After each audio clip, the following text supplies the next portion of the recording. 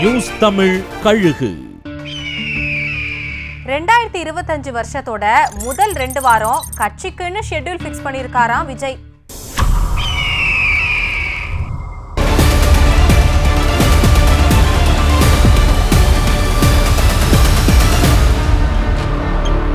நடிகரும் தாவேக்க தலைவருமான விஜய் நடிச்சுக்கிட்டு இருக்க அவரோட 69வது பட ஷூட்டிங்கின் முதல் ஷெட்யூல் 21ஆம் தேதியோட முடிஞ்சு கிறிஸ்துமஸ் லீவ் விட்டுட்டாங்க. இதுக்கு அடுத்து பொங்கல் முடிஞ்சுதான் ஷூட்டிங்கா. வழக்கமா நியூ இயர் முடிஞ்சதும் ஷூட்டிங் தொடங்கிடுமே, என்ன ஆச்சு அப்படின்னு விசாரிச்சா பொங்கலுக்கு முன்னால தாவேக்க கட்சியில முக்கிய அறிவிப்பு வெளியாக வாய்ப்பு இருக்காம். புது வருஷத்தோட முதல் 2 வாரத்தை கட்சி பணிகளுக்கு ஒதுக்கி கவனம் செலுத்த முடிவெடுத்திருக்கிறாராம் விஜய். அந்த முக்கிய அறிவிப்பு புதிய மாவட்ட தலைவர்கள் அறிவிப்பாகவோ தலைமை நிர்வாகிகள் அறிவிப்பாகவோ இருக்கலாம்னு சொல்றாங்க. நீங்களும் எடுத்துக்கோங்க, எங்களுக்கும் கொஞ்சம் கொடுத்துருங்கன்னு ஐடியா கொடுத்திருக்காங்க அதிகாரிகள்.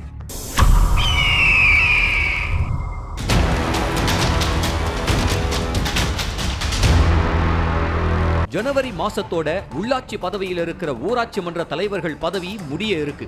இவங்களுக்கு நெருக்கமா இருக்கிற ஊராட்சி ஒன்றிய அலுவலக அதிகாரிகள் ஊராட்சி மன்ற தலைவர்களுக்கு ஒரு ஐடியாவை கொடுத்திருக்காங்களாம். உங்க பதவிக்காலம் தான் முடிய போகுது இல்ல, அப்புறம் எதுக்கு ஊராட்சி கணக்கில் இருக்கிற பணத்தை எல்லாம் வச்சுக்கிட்டு அது இதுன்னு ஏதாவது கணக்கு சொல்லி உங்க பதவிக்காலம் முடியறதுக்குள்ள எடுத்துக்கோங்க, ஏன் விட்டுட்டு போறீங்க அப்படின்னு கேட்டது மட்டும் இல்லாம நீங்க எடுத்துக்கோங்க, ஐடியாவை கொடுத்த எங்களுக்கும் கொஞ்சம் கவனிச்சுட்டு போங்க என்ன அப்படின்னு சொல்றாங்களாம். அதுவும் மழை வெள்ளத்தால சமீபத்துல பாதிக்கப்பட்ட அதிகாரிகள் தான் இந்த ஐடியாவை கொடுத்ததுன்னு சொல்றாங்க. ராமநாதபுரம் பேருந்து நிலையத்துல கடை ஒதுக்கீடு செய்யற விவகாரத்துல ஆளுங்கட்சிக்குள்ளேயே புகைச்சல் ஏற்பட்டிருக்கிறதா சொல்லப்படுது.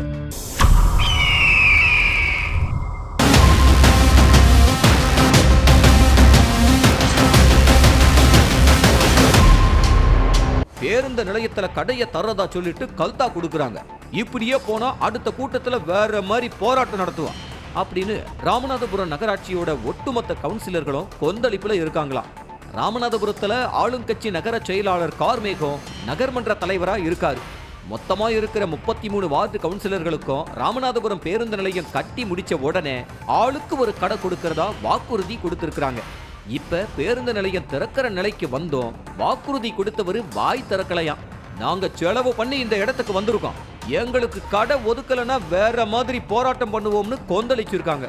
ஆமா, எல்லாத்தையும் கவுன்சிலர்கள் கிட்ட கொடுத்துட்ட மாவட்டம் எதுக்கு அப்படின்னு ராமநாதபுரம் சட்டமன்ற உறுப்பினர் காதர் பாட்ஷா முத்துராமலிங்கன் சொல்ல பிரச்சனை பெருசாகி இருக்கு. சரி, டெண்டர் நடத்தலாம், அதுல கலந்துக்குங்க அப்படின்னு கவுன்சிலர்கள் கிட்ட சொல்ல நீங்க டெண்டர் நடத்துறது எப்படின்னு எங்களுக்கு தெரியாதான்னு கொந்தளிக்கிறாங்களாம் கவுன்சிலர்கள். Facebook ஐடி கூட இல்ல, இவரை எப்படி ஐயா ஐடி விங்குக்கு தலைமையா போட்டாங்கன்னு புலம்புறாங்களாம் தைலாபுரத்து சொந்தங்கள்.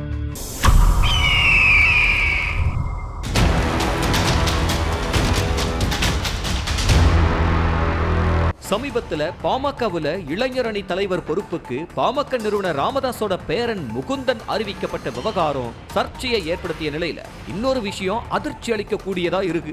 போன மார்ச் மாதம் பாமகவோட சமூக ஊடக பேரவையின் மாநில செயலாளரா முகுந்தனை அறிவிச்சாங்க.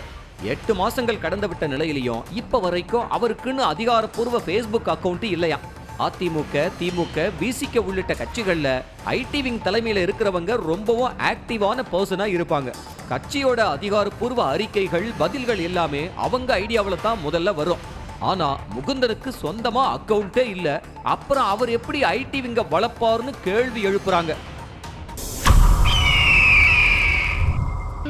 சென்னையை அதிர வச்சிடலாம்னு கணக்கு போட்டிருந்த பிரேமலதா விஜயகாந்துக்கு குரு பூஜை விஷயத்துல வருத்தம் தான் மிச்சமா.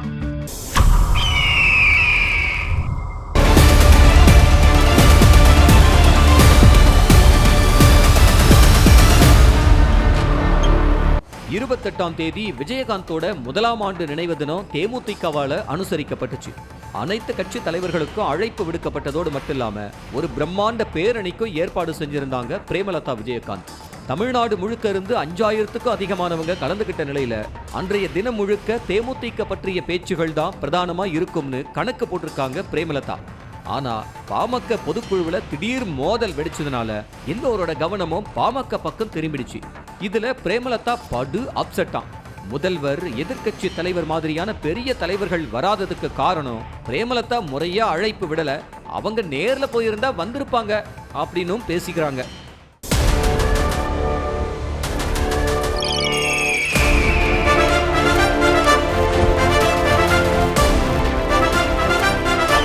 நியூஸ் தமிழ் கழுகு.